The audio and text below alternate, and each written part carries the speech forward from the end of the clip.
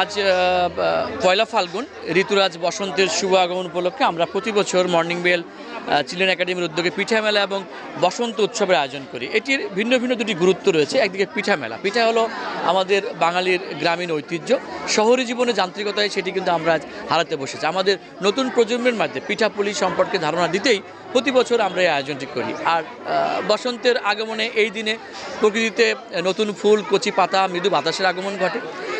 বসন্ত উৎসব বাঙালির অসাম্প্রদায়িক চেতনা এবং সাংস্কৃতিক ঐক্যের প্রতীক। আমরা চাই আমাদের নতুন প্রজন্ম দেশীয় সংস্কৃতি চেতনায় বেড়ে উঠুক, এটি আমাদের প্রত্যাশা। বসন্তের প্রথম দিনে আমরা বাহারি রকম পিঠা নিয়ে আসছি, খুবই ভালো লাগছে।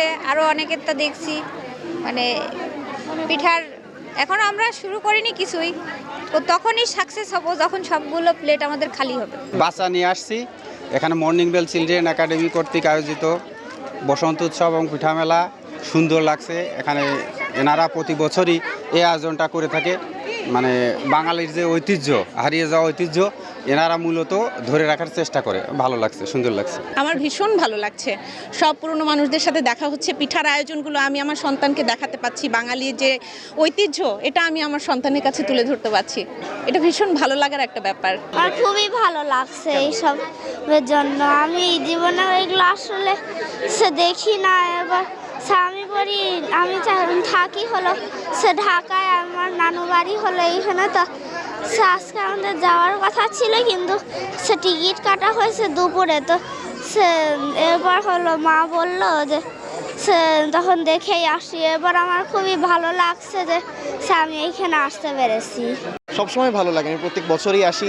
এই যে আমাদের পিঠা উৎসব বা বাঙালির যে সংস্কৃতির বিষয়গুলো এগুলো আস্তে আস্তে ফিকে হয়ে যাচ্ছে, তখন এই স্কুলগুলো যে এটাকে প্রাতিষ্ঠানিক একটা রূপ দিয়ে ধরে রাখছে, এটা আমার কাছে খুব ভালো লাগে।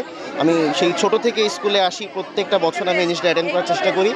আমি বিশেষ কারণে গত কয়েক বছর আসতে পারিনি, তো এই বছর আমি বিশেষ আগ্রহ নিয়ে এসেছি, এনজয় করছি, খুব ভালো লাগছে। আমার প্রশংসা করি আমি জিনিসটাকে, খুবই ভালো লাগছে। কারণ কি আমাদের এই আধুনিক যুগে এসে আমরা কিন্তু বাংলার এই পুরাতন ঐতিহ্যগুলো থেকে আমাদের নতুন প্রজন্মরা হারিয়ে যাচ্ছে।